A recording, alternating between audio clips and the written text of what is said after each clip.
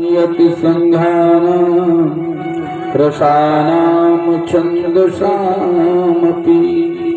मंगलानां चाकर्तारो वन्दे वाणी विनायको गुरुर्ब्रह्मा गुरुर्विष्णु गुरुर्देव महेश्वरः गुरुर्साक्षात् परं ब्रह्म तस्मै श्री गुरवे नमः।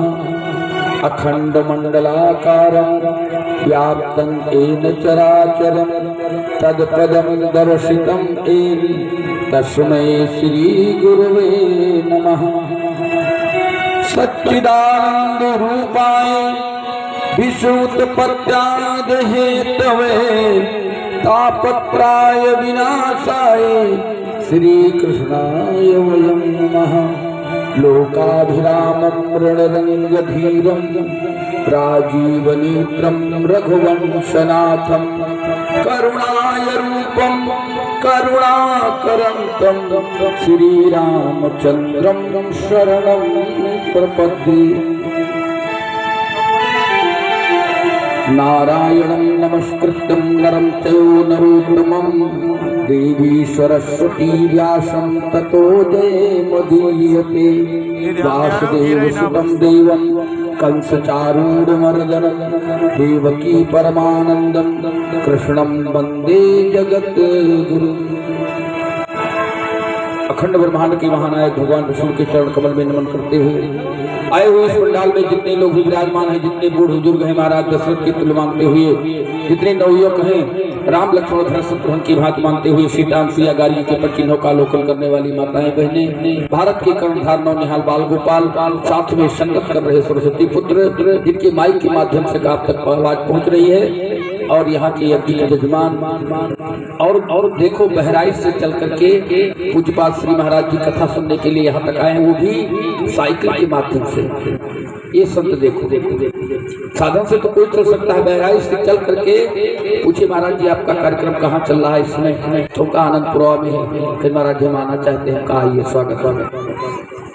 तो आपके गाँव में देखो एक संत जी आज विदा हुए हैं, दो संतों का आगमन हुआ। इसमें एक कहा गया है कि जहाँ अवध तहाँ राम निवासु और जहाँ संत तहाँ तीर्थ वासु। वहाँ दूर दराज से संत आपके यहाँ विराजमान होते रहेंगे। और देखो क्षेत्र के तमाम लोग आते हैं, कहाँ से भैया लोग आए हैं, ब्रह्मा जी के रिश्तेदार लोग कितने दूर से आए हैं आपके गाँव में कार्यक्रम देखने के लिए, कार्यक्रम सुनने के लिए। तो ये आप लोगों का दिया हुआ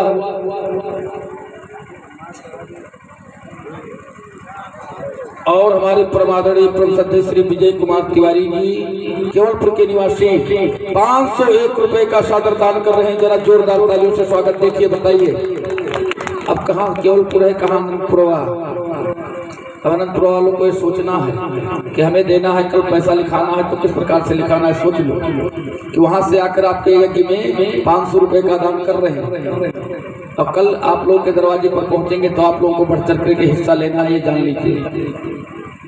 और आइए ज्यादा समय न लेकर के, चूंकि 10:30 बजे से लेकर 11:15 तक अभी सब रखे रहिए। अभी विवाह होगा तो जरूरत है भी अपना भेजिए।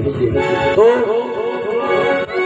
बड़ी भव्य बारात निकलेगी भोलेनाथ की, जिसमें नंदी बाबा होंगे। आप लोग देखेंगे खाली नाम के नहीं कि वो मुंह में रंग पोत कर आ जाए, ओरिजिनल नंदी बाबा आएंगे आपके बीच में चलते हुए, आप लोग देखने को पाएंगे। आज आपके गांव में भगवान भोलेनाथ नंदी पर सवार होकर आएंगे, लेकिन उससे पहले आइए हम सब दो शब्द भगवान का प्यारा नाम ले लें, क्योंकि भगवान के नाम से ही कल्याण है। तो आप सभी लोग 2 शब्द भगवान का नाम लें।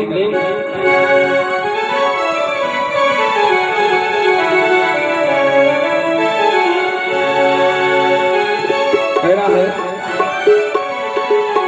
श्री राम कहो सिया राम कहो, सिया राम कहो, सिया राम कहो।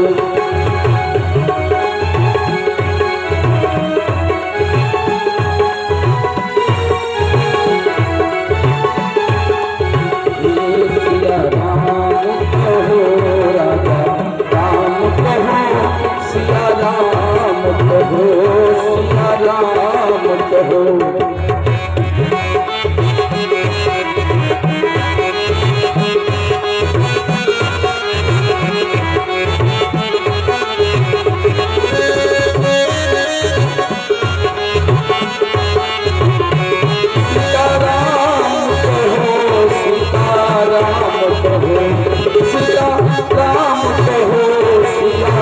राम कहो सिया राम कहो राम कहो सिया राम कहो सिया राम कहो।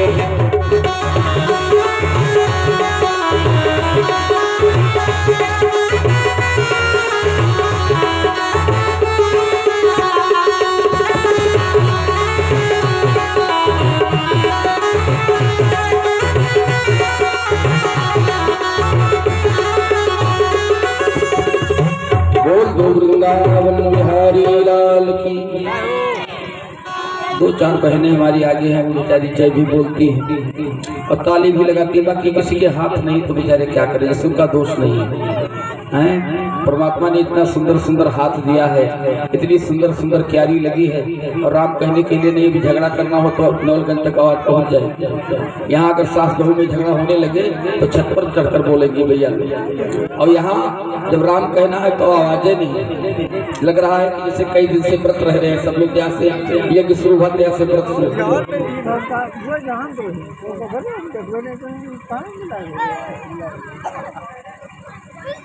बोल दो वृंदावन बिहारी लाल की, राघवेंद्र सरकार की, सजे दरबार की। ऐसे नहीं चलेगा, ये बिटियों के बोलने से काम नहीं चलेगा, आप लोगों को भी बोलना पड़ेगा। जय बोलो, राम का नाम कहो, इसीलिए यज्ञ हो रहा है कि आप लोगों का मन, इस यज्ञ का एक ही सारांश है, पूरे यज्ञ का एक ही सारांश है कि आपका मन भगवान में लगने लगे। सार शब्द यही है कि आप लोग, हम लोग अपने कार्य में इतने कलुषित हैं कि हमें भगवान का भजन करने का समय नहीं मिलता। लेकिन अगर ये बांध करके एक दान करवाया जा रहा है, बांध करके कार्यक्रम हो रहा है, तो इसमें आपको राम कहने का समय मिल रहा है। और नहीं तो जानते हो क्या होगा, राम नहीं जपोगे तो बुढ़ापे में बड़ी गति होगी, बहुएं मारेंगी, बहुएं भोजन नहीं देंगी, घर से भगा दिए जाओगे, क्या फायदा होगा। इसलिए कहना है सभी लोग अपना अपना हाथ ऊपर निकालें, सभी लोग, भैया लोग, बहन जी लोग, सभी लोग हाथ अपना अपना, और सभी लोग ताली से कहेंगे कि जरा ऊपर हाथ उठाओ और जोर से ताली बजाओ, मुसीबत मेरा जाएगा, मुसीबत मेरा जाएगा।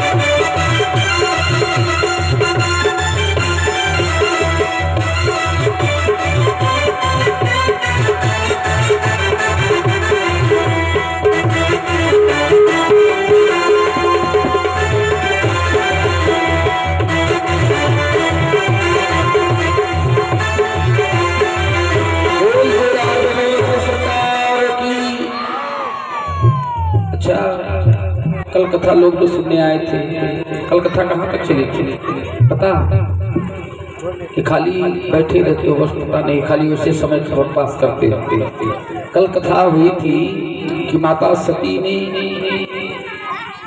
भगवान की परीक्षा लिया और परीक्षा लेकर अपने पति के पास आई तो वहां भी झूठ बोल दिया कि मैंने कछु न परीक्षा लीन गोसाई, कीन प्रणाम तुम्हारी नहीं। यहाँ तक कथा पहुंच आज और हमारे पटवारी यादव जी के कर कमलों द्वारा 21 रुपए का सागरदान हो रहा है। शुभ आशीर्वाद मंगलमय की कामना, भगवान सदा भंडार भरा रखे। तो आज कथा होगी आगे। जब माता सती आई और अपने पति के पास जब पहुंची और भगवान भोलेनाथ ने पूछा, हंस पूछी कुशला लीन परीक्षा कौन विद कहो सत्य सबवा। भगवान भोलेनाथ ने पूछा कि देवी आपने किस प्रकार से परीक्षा लिया। तो मैया सती ने कहा, कछु न परीक्षा लीन गोसाई कीन प्रणाम तुम्हारी नाई। लेकिन उन्होंने माता सीता का रूप धारण किया और भगवान के भोलेनाथ के माँ के रूप में थी। वो भगवान श्री राम को अपने पिता मानते थे और माता सीता को अपनी माता मानते थे। भगवान भोलेनाथ ने जब देखा कि मेरी पत्नी मेरे माँ का रूप धारण कर लिया है, इसलिए परित्याग कर दिया। सती यही तन से भेंट अब मोहि नाही, शिव संकल्प कीन मन माही। मन में संकल्प कर लिया, वर्णत पंथ विविध इतिहासा, विश्वनाथ पहुंचे कैलासा। वहां जाकर के एक समाधि में बैठ गए, ना कुछ सती से बोले ना चाले, अपनी अखंड समाधि लगा दी। और जब अखंड समाधि लगा दिए भोलेनाथ, तो माता पार्वती माता सती सोचने लगी कि मेरे पति मुझसे कुछ बात नहीं किए, कुछ चीत नहीं किए, अल्लाह करके हमको बैठा करके अपना समाधि में चले गए। पता नहीं कितने हजारों वर्ष से समाधि में बैठे रहे। प्यारे भोलेनाथ की समाधि जब टूटी, राम राम शिव सुमिरन लागे, राम राम शिव सुमिरन लागे, और जान हो सती जगत पति जागे।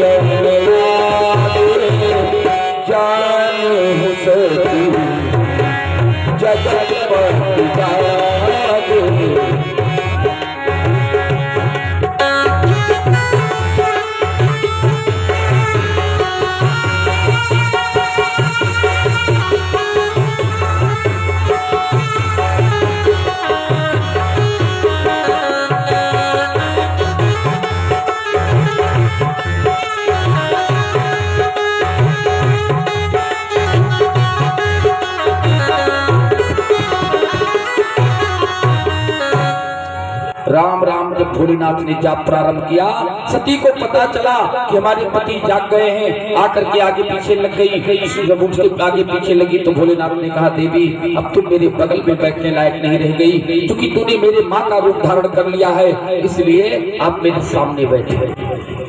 बगल में बैठने के लिए अब आपका स्थान खत्म हो गया। फिर हमारे भोलेनाथ ने कहा, देवी आप बगल में ना बैठे, आप सीधे आकर मेरे सामने बैठे, समक्ष में बैठे। माता सती को जब सामने का स्थान मिला, और एक चीज बता दे बहने, जिसका पति प्रत्याग कर दे समझ लो मृत्युदंड हो गया। जिसका पिया जिसको चाहे सुहागन उसी का नाम, जिसका पति चाहे वही सुहागन है। अगर पति आपका अनदेखा कर दे, आपको देखना बंद कर दे, आपसे बात करना बंद कर दे, तो समझ लो आपकी मृत्यु के समान है। आप जिंदा नहीं, चल फिर तो रही, लेकिन आप लाश हैं, क्योंकि पति ही सब कुछ है। आज भोलेनाथ ने माता सती को जब अपने सामने बिठाया, मैया सती ने हाथ जोड़कर पूछा, भोलेनाथ कौन सी गलती का सजा दिया है आपने। तो भोलेनाथ ने कहा कि देवी कि पत से बोली झूठ अरु बेस सिया कर की, और तेही ते त्याजो सती शिव सन्मुख आसन दी। पति से बोली झूठ कर, पति से झूठ बोला, बेस सिया कर की, तेही ते त्याजो सती शिव सन्मुख आसन दी। अब तो माता सती के लिए बचा कुछ नहीं, अब वो अपने एक एक दिन काटने लगी। उसी समय महाराज दक्ष के यहाँ यज्ञ ठन गया। इस यज्ञ में भगवान भोलेनाथ को नहीं बुलाया गया। आज समय कम है इसलिए उसका व्याख्या नहीं करेंगे कि माता सती और भोलेनाथ को महाराज दक्ष ने क्यों नहीं बुलाया, पुत्री और दामाद को। लेकिन माता सती को नहीं बुलाया गया। उनके ऊपर से एक विमान जाने लगा, जबकि कैलाश पर्वत पर चिड़िया नहीं जाती है जहाँ उनका स्थान है, इस पार से उस पार कोई नहीं कर सकता, लेकिन विमान जाने लगा। माता सती ने कहा नीचे उतरो। नीचे उतरा विमान, हेलीकॉप्टर। पूछा, देखा तो उसमें उनकी बहन विराजमान थी। कहाँ जा रही हो बहना? तुम्हें नहीं पता? नहीं पता, पिताजी के यहाँ यज्ञ है, हम लोगों को चलना चाहिए। माता सती ने जब इस प्रकार से कहा तो इनके मातृ भाव बहुत तेज बढ़ गए, क्योंकि माताओं को बुढ़िया मैया हूँ, बिल्कुल एकदम डंडा लेकर चल रही हूँ, और उनको पता चल जाए कि मेरे मैके का कोई आया है तो उससे मिलने गांव में चली जाती है। मैके का बड़ा प्रेम होता है। भाई अगर साड़ी ले आवे 200 रुपए का तो अपने ससुराल में जाकर कहेंगी, जानते हो कि बरदौलिया कुमार भैया लेके आ रही है, तुरंत दुकानी मिलबे न करी, 2000 रुपए साड़ी है। हाँ, 200 रुपए साड़ी 2000 बताए गए हैं। तो क्यों भाई का दिया होता है, उसे बड़ा प्रेम होता है। आज माता सती ने जब सुना कि मेरे मायके में यज्ञ है, हमको बुलाया नहीं गया है, तो भोलेनाथ के पास गई, निवेदन करने लगी, स्वामी हमारी इच्छा कहती है कि हम लोग चलें। भोलेनाथ ने कहा, देवी मैं नहीं जाऊंगा। कहा नहीं, देखो जैसे हमारे पिता वैसे आपके पिता, आपके भी तो पिता हैं, और अगर मान लो किसी कारणवश काट नहीं दिया तो हमको चलना चाहिए। भोलेनाथ ने कहा, देवी मैं तो नहीं जाऊंगा। कहा क्यों? कहा इसलिए कि हमें बुलाया नहीं गया है। आवत ही हर्षो नहीं और नैनन नहीं सने, और तुलसी वहां न जाइए चाहे कंचन बरसे में। कहा मुझे नहीं जाना चाहिए, भले ससुराल है, लेकिन जब बुलाया नहीं गया है तो हमारा जाना उचित नहीं है। लेकिन माता सती लगी रह गई, तो भगवान भोलेनाथ ने कहा, देवी तुम जाना चाहो तो चली जाओ। अब माता सती कुछ गणों को लेकर के और चल दी अपने मैके महाराज दक्ष के। जब गई तो जब इनकी बहनों ने देखा मुंह फेर लिया, पिता ने देखा इनको देखना नहीं चाहता था, महाराज दक्ष ने देखा उन्होंने अपना नेत्र फेर लिया, लेकिन मैया दौड़ करके आई, गले लगाई, बेटी तू आ गई, बहुत अच्छा हुआ, क्या करे तेरे पिता ने तुझे बुलाया नहीं था। अब माता सती को ये भी पता चल गया कि हम बिना बुलाए आए। कहा तुझको बुलाया नहीं गया, लेकिन तू आ गई तो बहुत अच्छा हो गया। अब माता सती को वहाँ एक चिंता और बढ़ी कि मैं बिना बुलाए आई। कुछ देर तक माँ के पास थी, जब कोई नहीं बोला चाला तो मैया ने कहा कि अगर आपका इजाजत हो तो माँ जगशाला देखो। तो कहा जाओ बेटी। जब जगशाला में पहुंची तो देखा कि उनके पति का घोर अपमान, सारे देवताओं का वहां आसन लगा, सारे देवताओं का वहां उनका हक लगा, और महाराज भोलेनाथ का कोई भी वहां पर कुछ नहीं, ना उनके आहार के लिए, ना उनके विहार के लिए, ना उनका स्थान। अब माता सती को और बहुत कष्ट हो गया। बाबा जी लिखते हैं कि सती जाए देखो तब जागा, सती जाए देखो तब जागा, कतहु न दीख शंभु कर भागा, सती जाए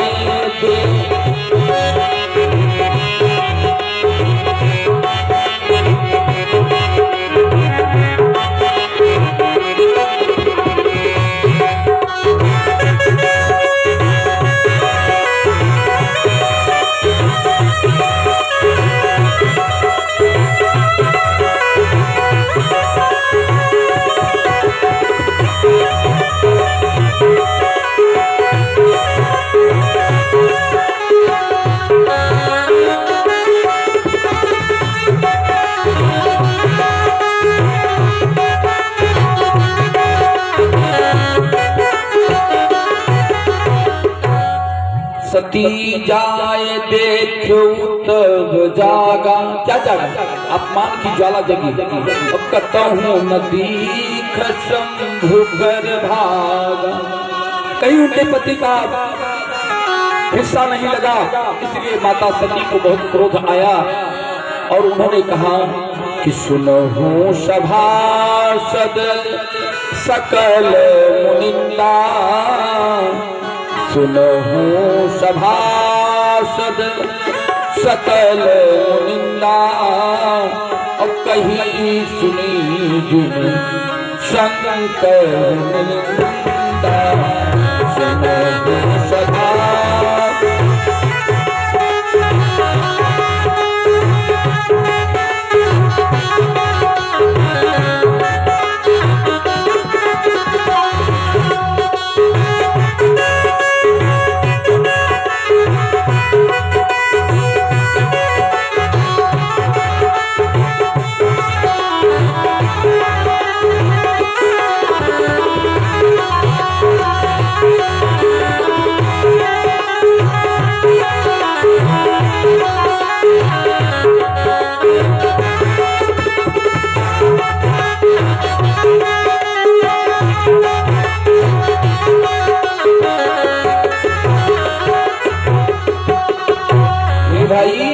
माता सती ने कहा सुनो सभासद सकल मुनिंदा, जितने मुनि ऋषि में आए हो पूरे सभा के सद जो हो, सभा के अध्यक्ष, एक को नहीं बख्शा जाएगा। तूने मेरे पति का, जगत के जनता का, जो देवों में महादेव हैं उनका अपमान किया है, एक को भी नहीं बख्शा जाएगा।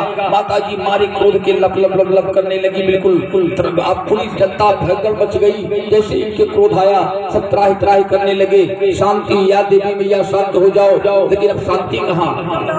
कुछ लोग कहते हैं, कुछ विद्वान कहते हैं कि माता सती जी हवन कुंड में प्रवेश कर गई, लेकिन ना तो ऐसा श्री रामचरितमानस में लिखा है और ना ही ऐसा भागवत में श्लोक है। चूंकि उसमें लिखा गया कि अस कहि योग अगिनत अनुजारा, अस कहि योग अगिनत अनुजारा, सत्भयहु सकल मत हाहाकार।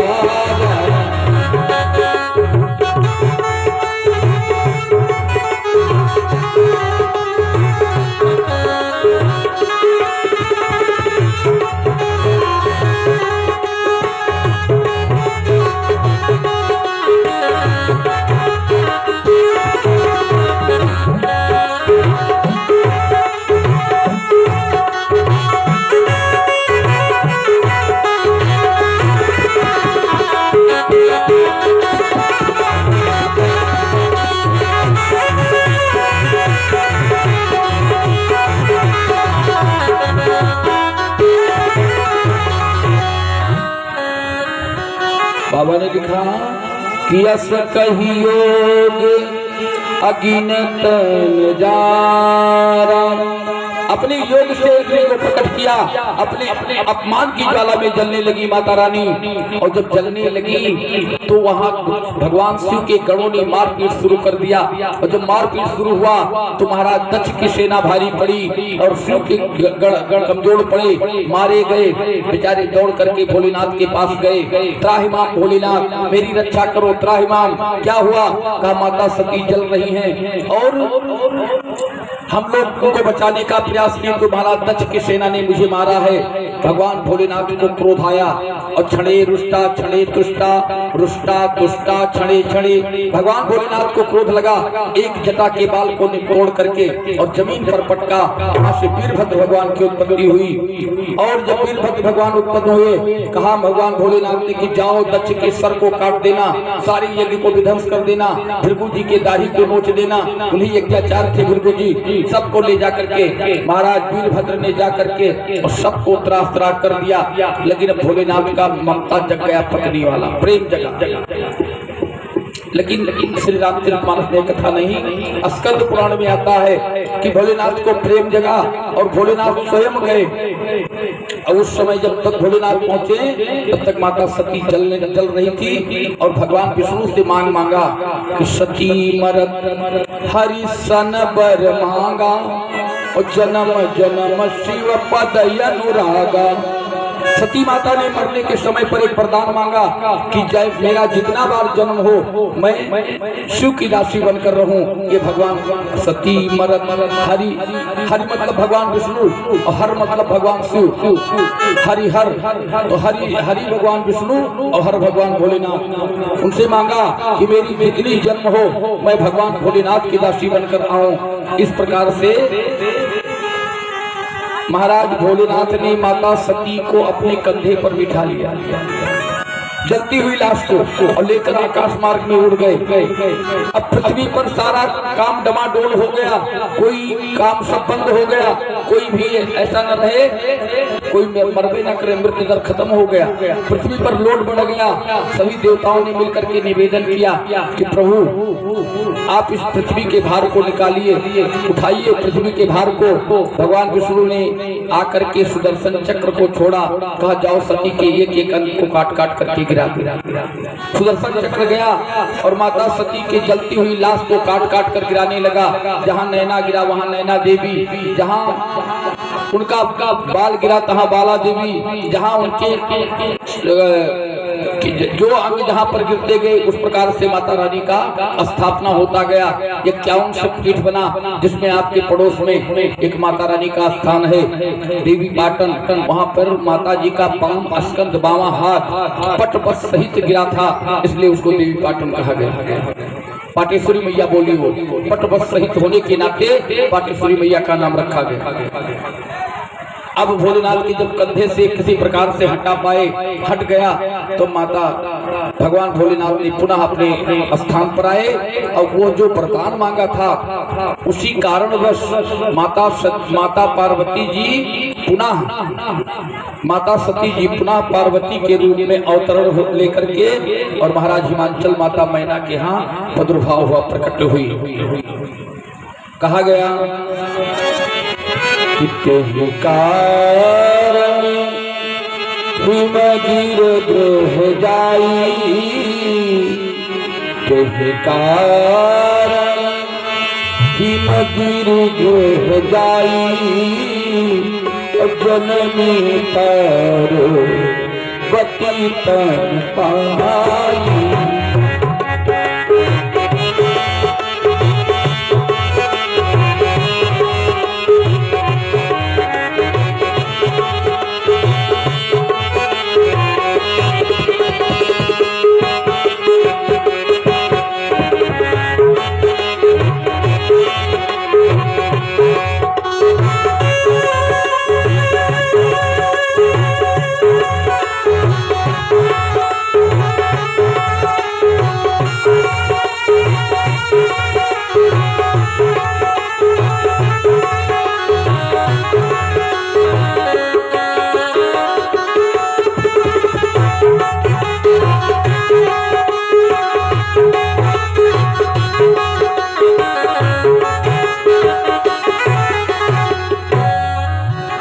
तेहि कारण हिमगिर गृह जाई और जनमी पार्वती तन पाई। बस उसी कारण से माता सती का पुनर्जन्म पार्वती के रूप में अवतरण हुआ। और आइए एक चीज बता दें कि अक्सर लोग लड़के जब घर में पैदा होते हैं तो खूब खुशियां मनाते हैं, नाच करवाते हैं, बहन बेटियों को बुलाएंगे, खूब दान करेंगे, साड़ी कपड़ा देंगे। लेकिन जब घर में बेटी पैदा होती है तो पूरे घर वाले बेचारे बिल्कुल एकदम बैठ जाते हैं। अगर किसी से पूछो आजकल एम्बुलेंस का जमाना हो गया है, कोई लेकर गया हो और वहाँ फोन लगाओ, भैया क्या हाल चाल है? कुछ नहीं महाराज, एक बिटिया पैदा हुई। जैसे लग रहा है बिटिया कुछ ही नहीं, कुछ नहीं महाराज, एक बिटिया पैदा हुई। अगर ये बेटियां ना हो ना तो ये विश्व खत्म हो जाएगा, ये पृथ्वी खत्म हो जाएगी, ये धरातल खत्म हो जाएगा। यही सब इस सृष्टि के मुख्य धार है हमारी माताएं, और माताओं को इस प्रकार से नहीं सोचना चाहिए। आइए माता रानी का प्रादुर्भाव करा दिया जाए, क्योंकि आज आपके गांव में माता रानी का जन्म हो रहा है। एक दो लाइन का मंगल हो जाए, उसके बाद फिर आगे की कथा में चले। बोल दो वृंदावन बिहारी लाल की, राघवेंद्र सरकार की गाओ गाओ रे मंगल चार, गाओ गाओ रे मंगल चार, कि घर में कन्या जन्म ली गाओ गाओ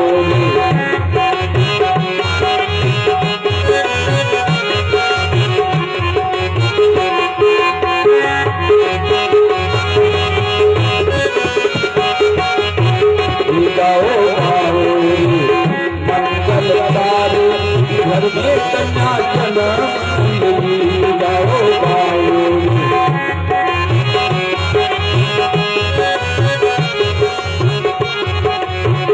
राजा हिमांचल की अंग धन लुटावे राजा हिमांचल की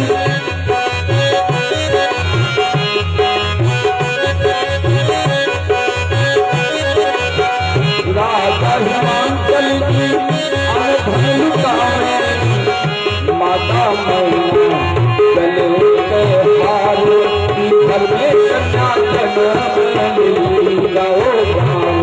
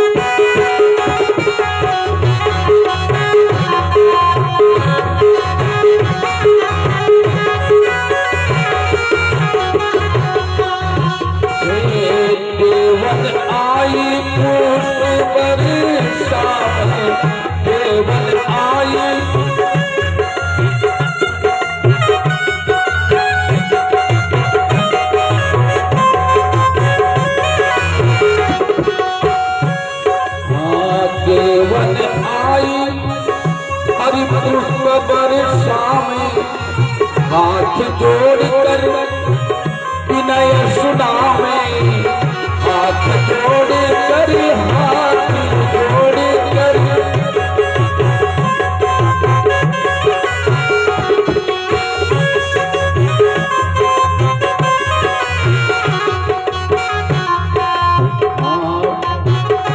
तेरी होवे सदा जयकार घर में गाओ गाओ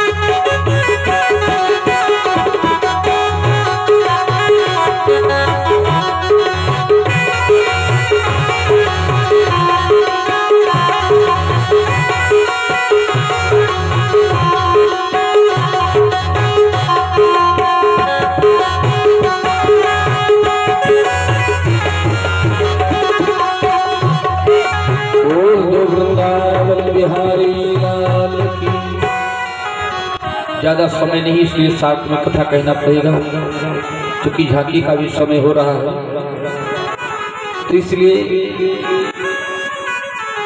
अभी उचित पलों में भोलेनाथ की बड़ी भव्य बारात निकलेगी जो आप लोग को दर्शन करने को मिलेगा। लेकिन आइए पहले भोलेनाथ के विवाह तक तो पहुंच जाए, जल्दी जल्दी में पहुंच जाए, लेकिन भोलेनाथ के विवाह तक तो पहुंच जाए तब तो बारात निकलेगी। अब जब माता रानी का प्रादुर्भाव हो गया महाराज हिमांचल के यहाँ तो पूरा हिमांचल पर्वत जगमग जगमग करे। चूंकि कोई साधारण व्यक्ति तो था नहीं, जगत की जननी अम्बा जगदम्बा का प्रादुर्भाव हुआ था। पूरा हिमांचल नगर जगमगा उठा। जब ते उमा शयल गृह जाई सकल सिद्ध संपत्ति तहाँ छाई। सारी दुनिया के सुख संपत्ति महाराज हिमांचल के यहाँ आ गए। अब जब देखा ये पता धीरे धीरे देवताओं को चला कि जगत जननी अम्बा मैया का इसलिए देवता बड़े स्वार्थी होते हैं। उस समय देवताओं में एक राक्षस था जिसका नाम था तारकासुर। तारकासुर का इतना अत्याचार पड़ रहा था कि सारे देवता खोह में छुपे हुए थे, क्योंकि उसने वरदान ले रखा था कि मेरी मृत्यु हो तो भोलेनाथ के पुत्र के द्वारा, अन्यथा मुझे कोई जीत न सके न मार सके। तो अब वो भोलेनाथ ने कामदेव को जला दिया था, पत्नी जलकर मर गई थी, ना उनके लड़के होने था कि काहे उनके लड़का हुई काहे उनका मारी, यही उसने वरदान मांगा था। जब महाराज नारद जी को पता चला कि माता रानी का प्रादुर्भाव हो चुका है, शिव के शक्ति का प्रादुर्भाव हो चुका है, तो शक्ति का दर्शन करने के लिए नारद जी पहुंच गए जल्दी से महाराज हिमाचल के। मैं नहीं कहता हूँ, आपका श्री रामचरितमानस कहता है, जवानी चीज नहीं, शास्त्रोक्त लिखा गया कि नारद समाचार सब पाए और कौतुक ही गिर के सिधाए। राम सिया राम सिया राम।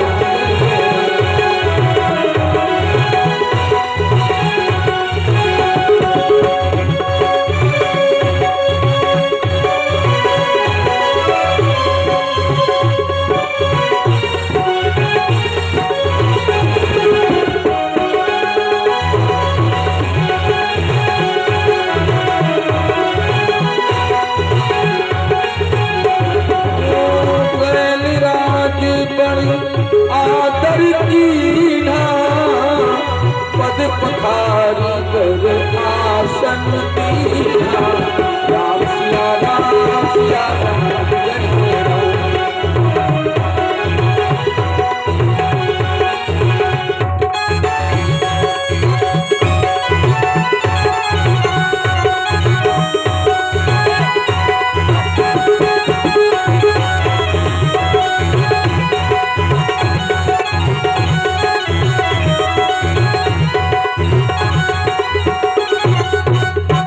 बाबा ने लिखा कि नारद समाचार सब पाए। जैसे समाचार मिला, कौतुक मतलब जल्दी, कौतुक ही गिर गे सिधाए।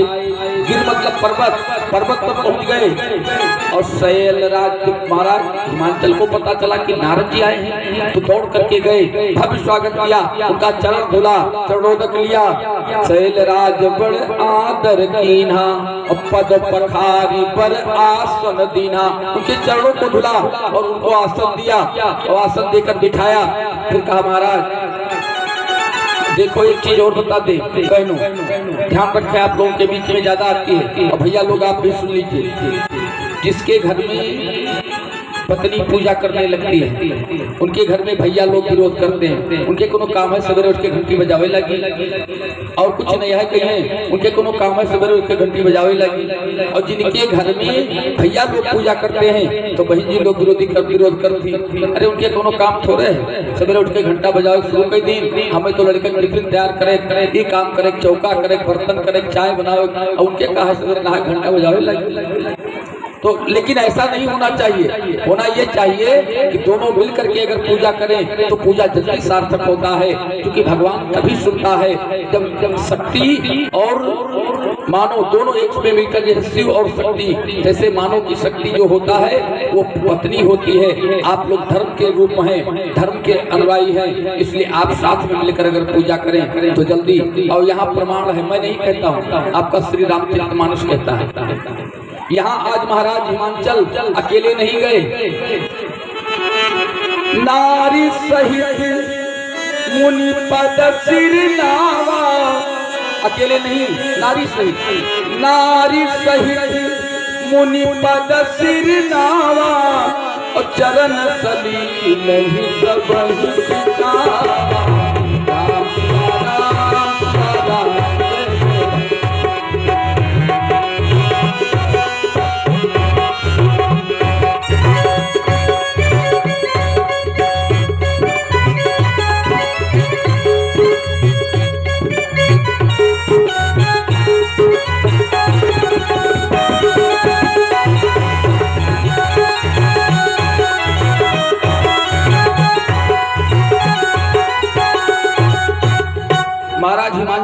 चरण धुला, बंदन किया, आरती किया नारद जी का। उसके बाद कहा महाराज आप आए बहुत सौभाग्य है, घर आए जाए संत तो समझो बसंत है। घर में अगर कोई संत आ जाए तो आप समझिए कि मेरे घर में सुख का कोई कारण होने वाला है, तभी मेरे घर में संत विराजमान है। और संत का आना समझ लीजिए शुभ का संकेत है।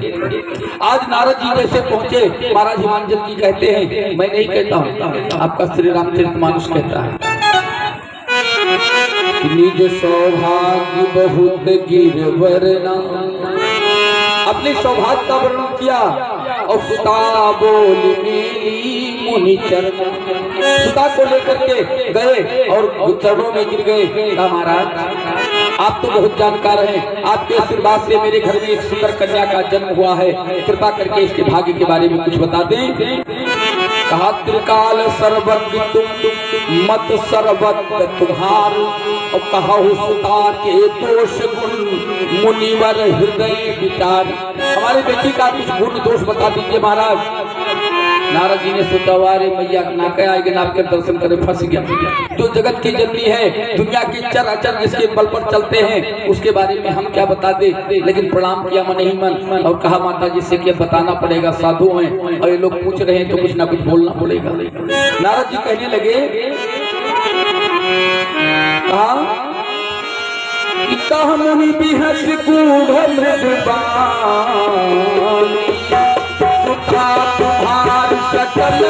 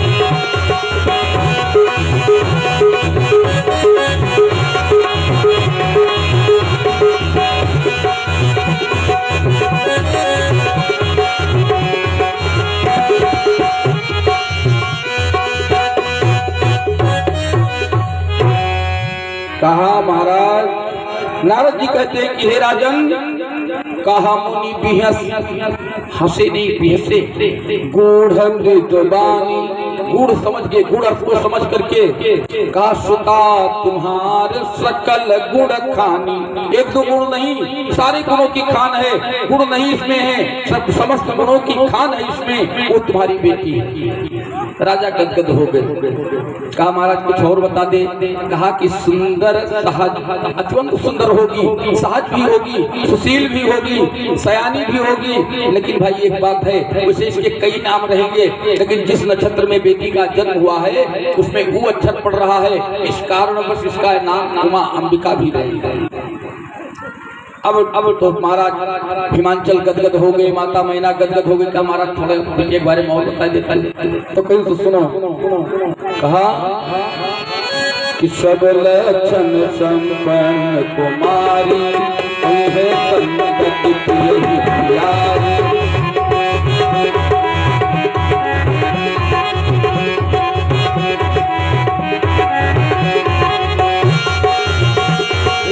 सब लक्षण संपन्न कुमारी, सब लक्षण संपन्न कुमारी, संगति प्यारी।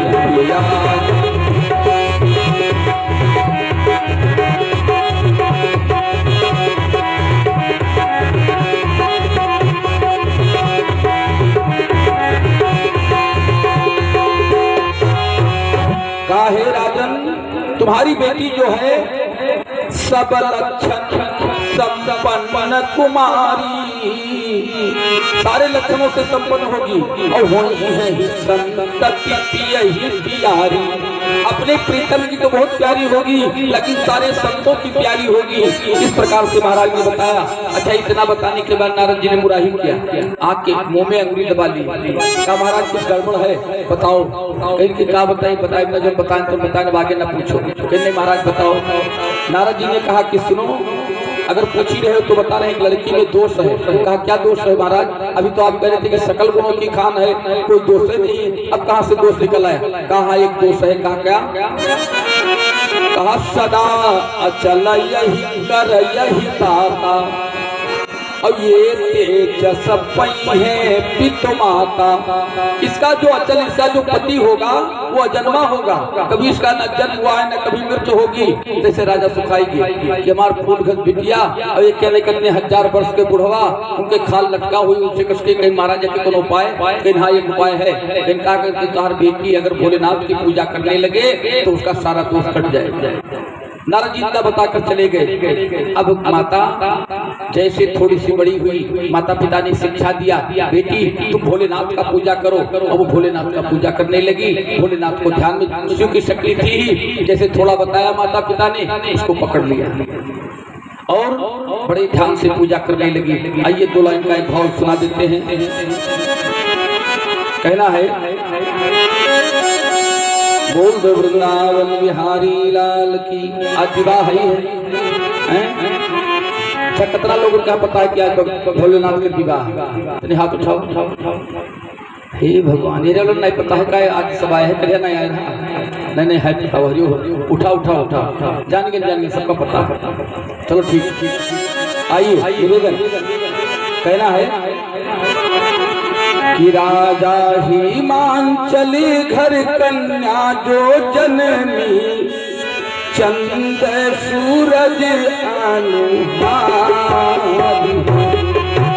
कन्या के जननी सुखित भेले नगरी, नाम पड़े तोरा सुकुमारी हो।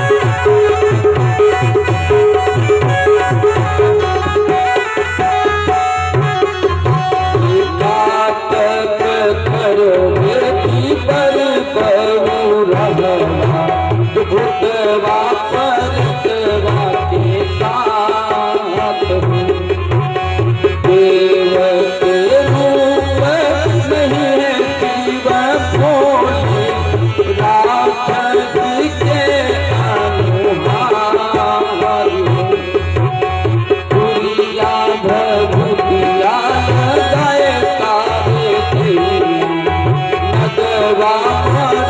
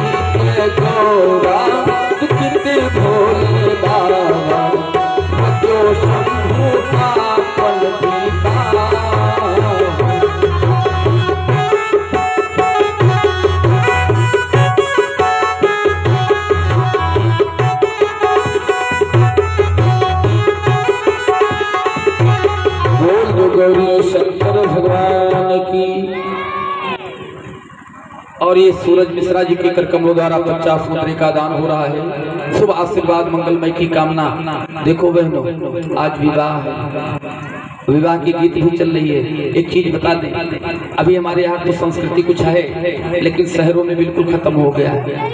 क्योंकि अब हमारे यहाँ भी खत्म हो गया, बेटियों का विवाह तय नहीं होता है, उससे पहले मोबाइल से अपने पति से बात करना प्रारंभ कर देती है। और पहले ऐसा नहीं होता था।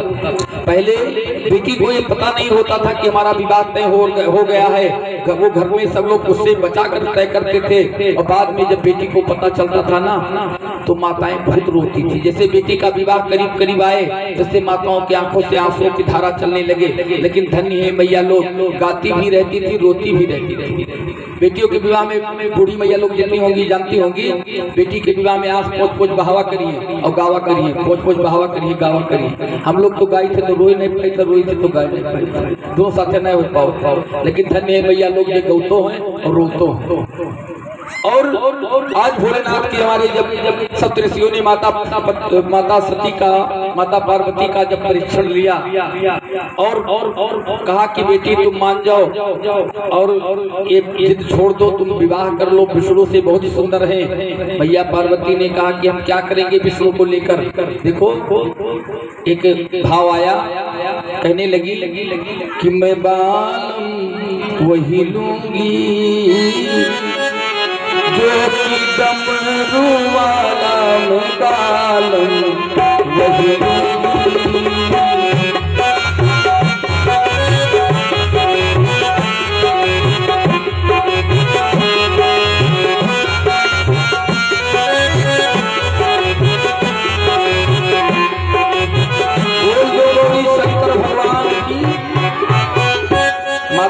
पार्वती ने कहा मैं बालम वही लूंगी दूसरा नहीं, मुझे नहीं चाहिए। हम जब तीनों लोगों के स्वामी को पा गए हैं तो क्या करेंगे विष्णु को। अच्छा एक चीज और बता दें, हमारे सनातन धर्म में जो हमारा हिंदू सनातन धर्म है सब में विवाह होता है। विवाह तो सब में होता है, बिना विवाह के तो किसी का काम चलेगा नहीं, लेकिन सब में खाली विवाह होता है। सामाजिक समझौता समाज वाले जान ले कि इस लड़की लड़के का पत्नी का संबंध हो गया, लेकिन हमारे यहाँ ऐसा नहीं होता। हमारे यहाँ बड़ी रीत रिवाज के साथ यज्ञ के साथ अब देखो हमारे यहाँ ये सब संस्कार है, मुंडन संस्कार, विवाह संस्कार। अब मुंडन संस्कार में तो हमारे लोगों के यहाँ ज्यादा से ज्यादा कुछ लोगों में वो तिवारी जी हमारे बैठे हैं, माता प्रसाद तिवारी जी क्यों से आए हैं, उन लोगों के यहाँ मुंडन में भी संस्कार होकर तभी मुंडन होता है। हम लोग के घर में तो ऐसे सीधे ले गए, बार बनवा कर चले आए, मुंडन मान लिया गया, यहाँ आंगन में बनवा दिए। लेकिन अभी हमारे कुछ घर में ऐसा है कि जहाँ तेल पूजन, बाग पूजन, मिट्टी पूजन, सारे पूजन को हो करके तब मुंडन होता है। और इसी प्रकार से विवाह भी होता है हमारे। अच्छा ब्याह और विवाह भी होता है। ब्याह कौन चीज होती है और विवाह कौन चीज होती है।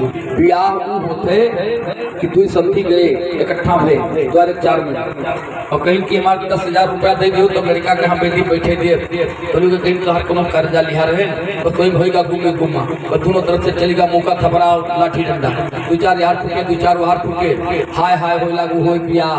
और दोनों समधी जैसे श्री रामचरितमानस में आया कि सम समधी देखूं मैं आजू।